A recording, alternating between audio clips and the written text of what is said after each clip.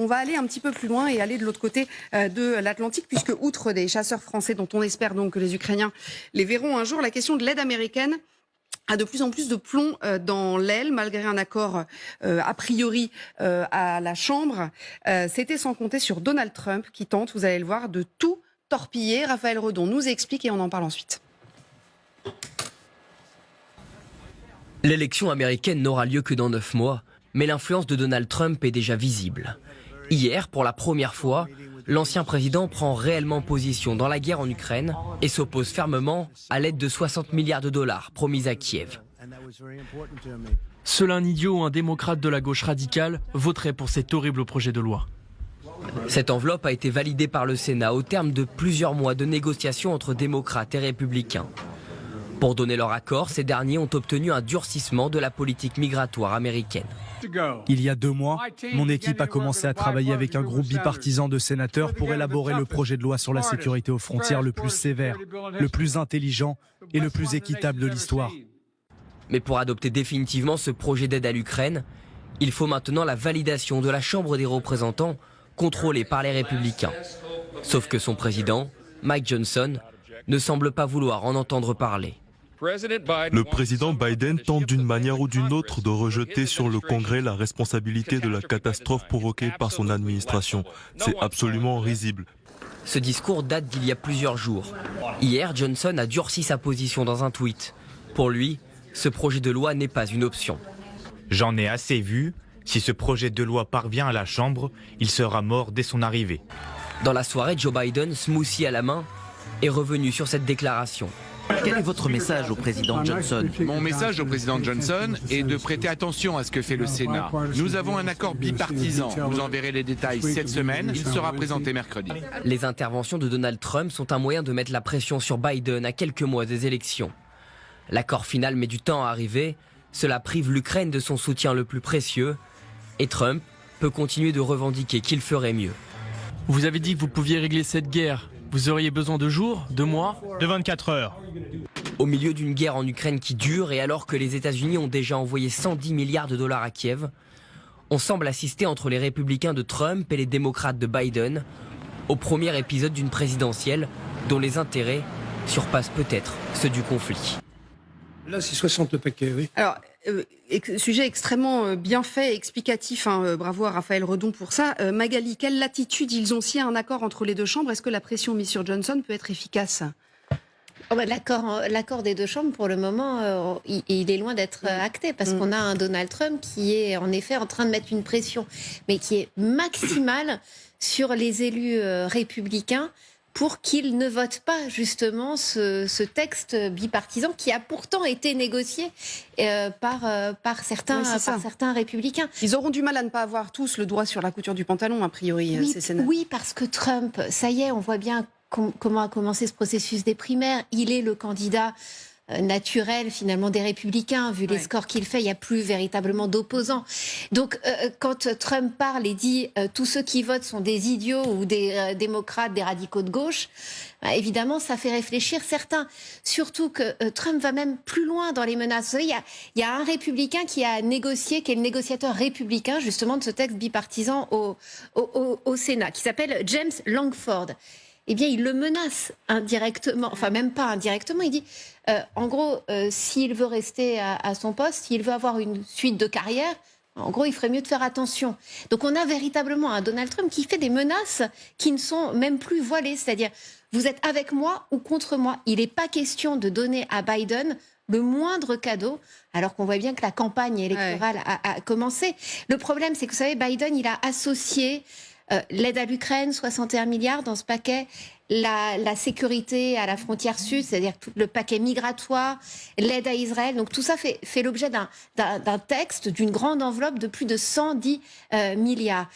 Et on voit bien que Trump, qui veut faire de la loi de l'immigration vraiment l'alpha et l'oméga de sa campagne, est pas du tout enclin à donner à Biden la moindre victoire sur ce terrain de l'immigration à quelques mois de la présidentielle.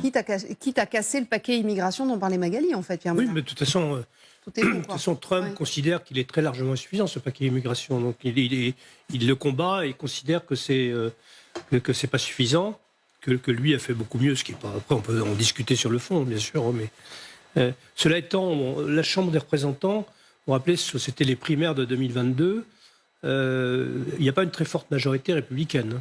Ils ont une majorité de quelques voix, donc la question est de savoir si l'administration démocrate arrivera à glaner quelques voix en leur faisant valoir ce qu'a dit le président Biden, à savoir il y a eu un accord au Sénat, un accord bipartisan au Sénat.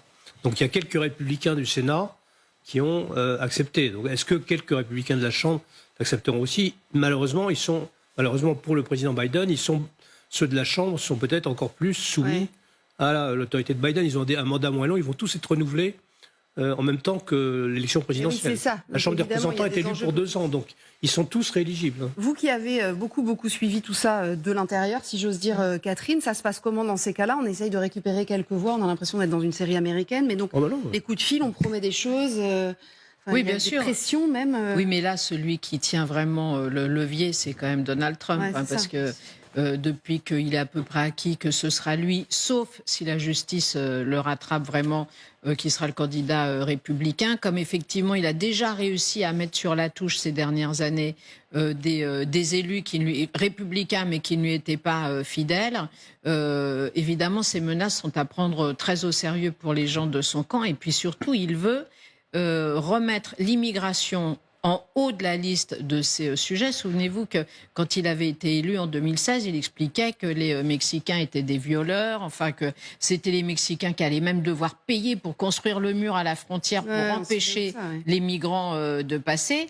Et c'est devenu un tel enjeu au sein des Républicains que certains gouverneurs de républicains ont affrété des charters pour envoyer des migrants, par exemple, du Texas vers les villes démocrates, qui est New York, pour ne pas la citer, et ils ont submergé les villes démocrates de migrants en disant vous qui dites qu'il faut les accueillir, faites-le. Et il a fallu faire appel à l'aide de l'État fédéral. C'est pour dire à quel point cette question des migrants a suscité tous les extrêmes et toutes les folies, et que évidemment Donald Trump va appuyer là-dessus. Si au passage il faut sacrifier l'Ukraine, c'est pas son problème.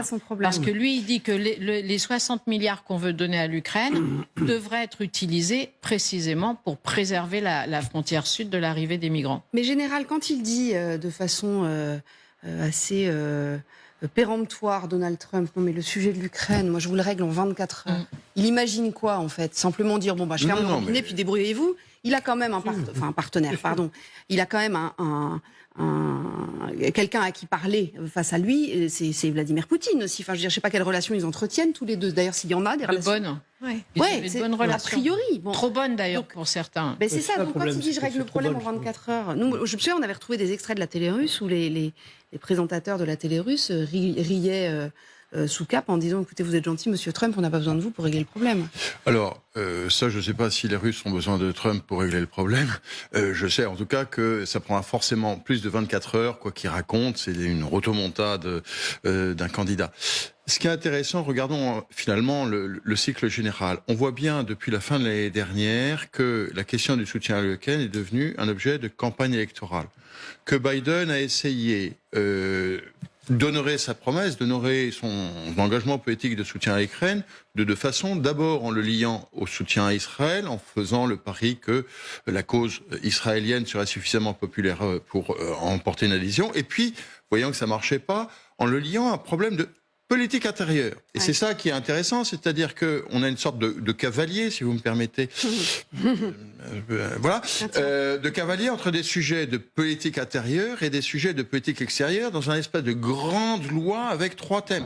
Mais du coup, ce faisant, espérant obtenir les bonnes grâces à l'intérieur, bien évidemment, en année électorale, eh bien, c'est en train de rater. Et ça, on est en train, en Europe, et c'est pour ça que je rembobine le fil depuis finalement 6 à 8 semaines.